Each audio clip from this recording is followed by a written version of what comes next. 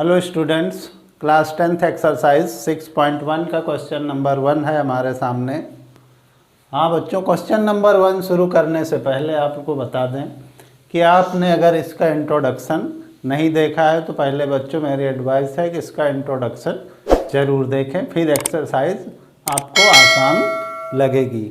और बच्चों देखते हैं क्वेश्चन नंबर 1 है क्या हमारा।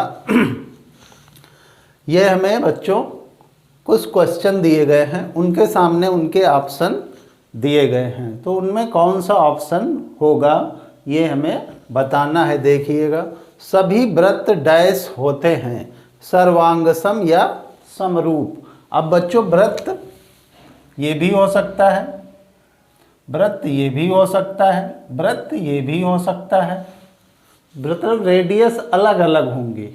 तो वो बच्चों सर्वांगसम कब होता है? जब रेडियस इक्वल हो, या कोई त्रिभुज है तो सभी भुजाएं बराबर हों। दो त्रिभुज हैं तो भुजाएं आपस में एक दूसरे के बराबर हों। और इसमें देखिएगा सर्वांगसम मतलब जब सब बराबर हो, इक्वल। और समरूप मतलब आकृति एक जैसी हो, रेडियस भले भले अलग अलग हो उसकी। तो उस कंडीशन में जो आकृति बनेगी ये सब क्या है? समरूप हैं, एक ही रूप जैसे। सर्वांगसम नहीं है। सर्वांगसम कब होते? जब एक ही रेडियस के बने होते सर्कल। ये चीज़ याद रखिएगा। तो ये कौन सा हो जाएगा?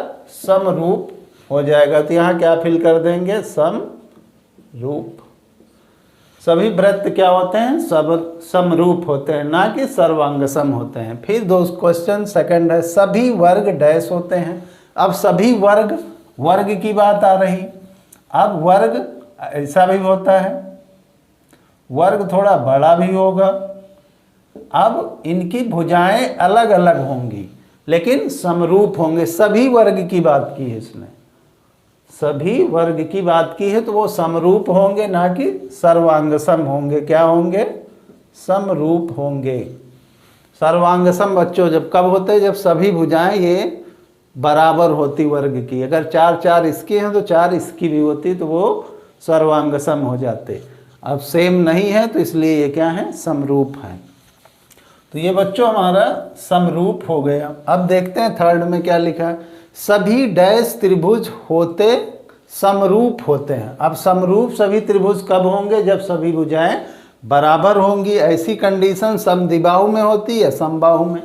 समबाहु त्रिभुज में सभी भुजाएं बराबर होती हैं, इसीलिए उसका नाम है समबाहु। समद्विबाहु में क्या है? दो भुजाएं बराबर होती हैं।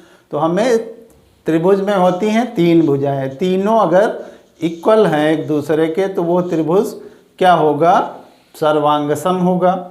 ठीक। अब इसमें कहा जा रहा है क्या? सभी त्रिभुज डैश समरूप होते हैं, तो वो क्या हो जाएगा? समबाहु त्रिभुज हो जाएगा। थर्ड नंबर है, सभी त्रिभुज समरूप होते हैं। समबाहु त्रिभुज, समबाहु त्रिभुज हो, चाहे छोटा हो चाहे बड़ा हो। अब समबाहु में ये सब क्या हो गई? मान लो 3 3 है। अब दूसरा एक 5 5 का बन गया। सेम बनेंगे क्योंकि भुजाएं बराबर हैं, तो इसलिए क्या हो जाएगा?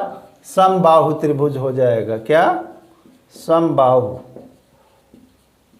फिर क्या है देखिए अगला, भुजाओं के समान संख्या वाले। यदि भुजाएं समान हो, वो चाहे त्रिभुज हो चाहे चतुर्भुज हो या पंचभुज हो, कोई भी हो, भुजाएं की संख्या अगर समान होती है, यदि उनके संगत कोण क्या हो? बराबर होने चाहिए। क्या?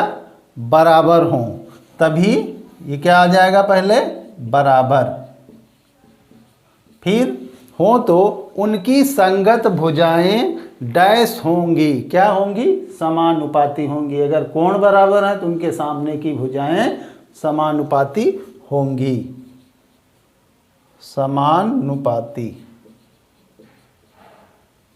इक्वल। तो ये बच्चों हमारा क्वेश्चन नंबर 1 कंप्लीट हुआ। अब इसके बाद करते हैं question number 2। Pause the video, note it down. और बच्चों अब देखते हैं क्वेश्चन नंबर 2। क्वेश्चन नंबर 2 हमारा क्या है? निम्नलिखित युग्मों के 2 भिन्न भिन्न उदाहरण देना है। समरूप आकृतियाँ और ऐसी आकृतियाँ जो समरूप नहीं हैं। तो पहले देखते हैं, फर्स्ट पार्ट में देखते हैं समरूप आकृतियों का। कोई दो उदाहरण लिखने हैं, समरूप आकृतियाँ। अब समरूप क्या होती हैं देखिएगा। जैसे मान लिया कोई 4 सेंटीमीटर का सर्कल बना दिया,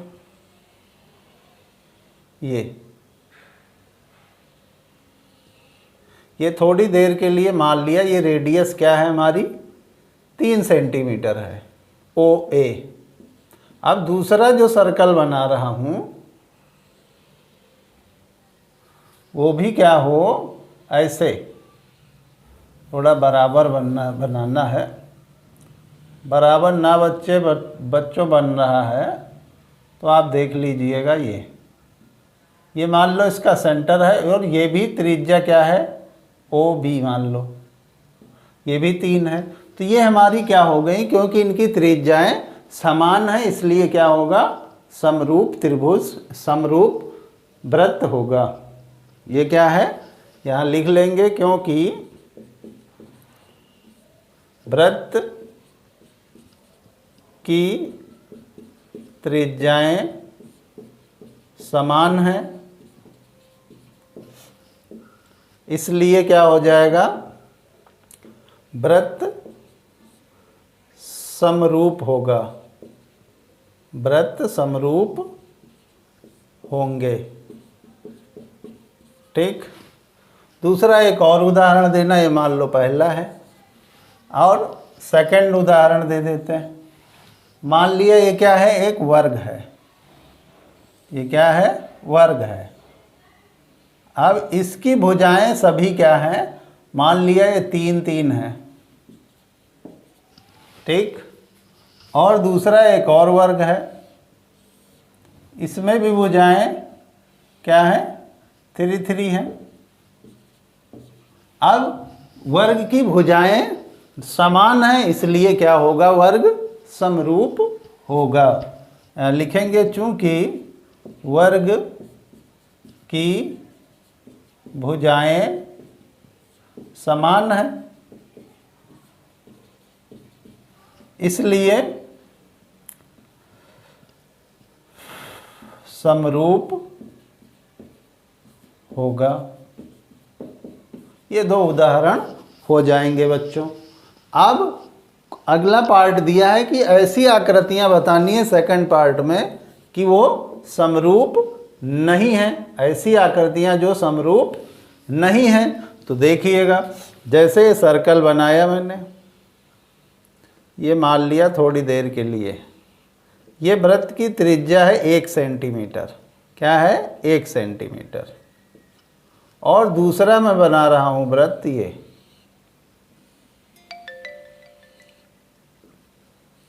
ये जो त्रिज्या है OP मान लेते हैं, ये 1.5 सेंटीमीटर है।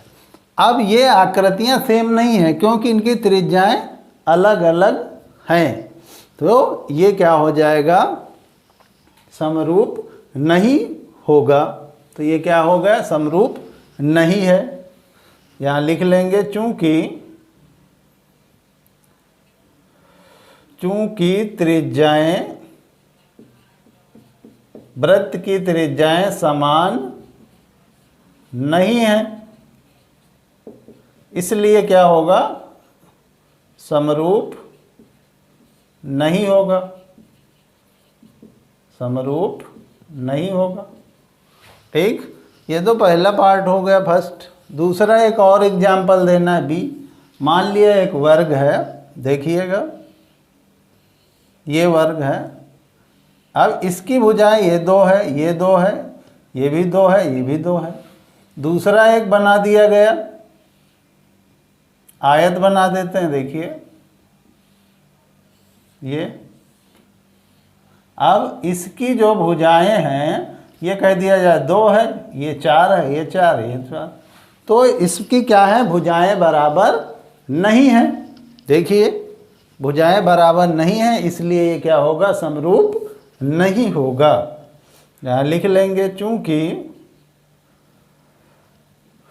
भुजाएं बराबर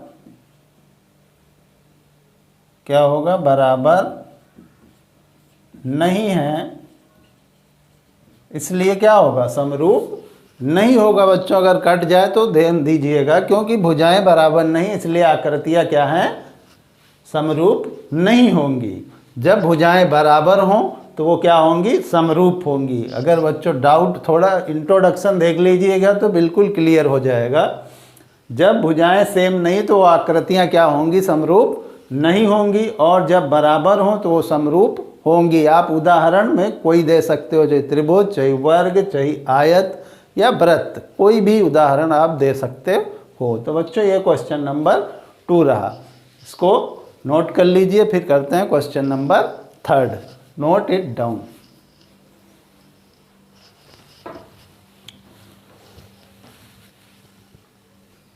आओ बच्चों देखते हैं क्वेश्चन नंबर 3। बताइए कि निम्नलिखित चतुर्भुजों में, चतुर्भुज जो दिए गए हैं ये समरूप हैं या नहीं। तो बच्चों देख के ही पहचान लेना है। जो ये भुजाएं हमारी दी गई हैं बुक में, देख लेते हैं कितने कितने सेंटीमीटर की हैं। ये बच्चों मान लिया है हमारी 3 है और ये 1.5 है। अब देखिएगा भुजाएं सेम नहीं हैं, तो इसलिए ये क्या होगा, चतुर्भुज समरूप नहीं होगा। यहाँ लिखेंगे चूंकि भुजाएं बराबर नहीं है, इसलिए दिए गए चतुर्भुज